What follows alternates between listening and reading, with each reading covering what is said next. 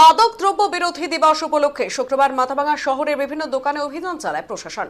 মাদক দ্রব্য বিক্রির অভিযোগে সেই সমস্ত দোকানদারদের জরিমানাও করে প্রশাসনের আধিকারিকরা।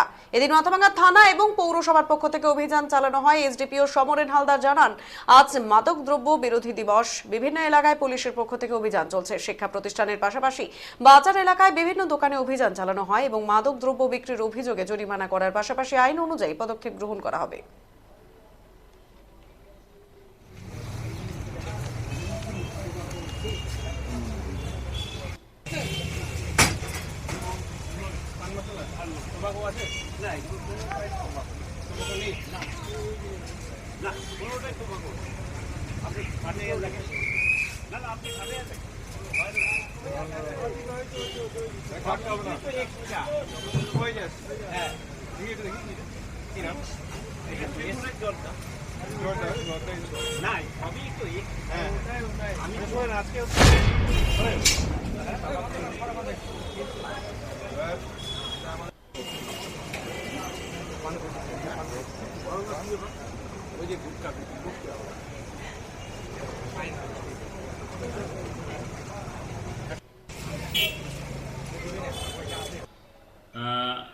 আজকের দিন 31 মে 2024 মাদক দ্রব্য বিরোধী দিবস হিসাবে পালন হচ্ছে এবং আমাদের পুলিশের পক্ষ থেকে বিভিন্ন এলাকায় রেড হচ্ছে এবং বিশেষ করে শিক্ষা প্রতিষ্ঠান এলাকাতে এবং যেখানে পাবলিক প্লেস যাতে মাদক দ্রব্য বিশেষ করে সিগারেট ধূমপান মানুষ বর্জন করতে পারে তার জন্য আমরা আইনগত দিক থেকে অ্যাকশন নিচ্ছি।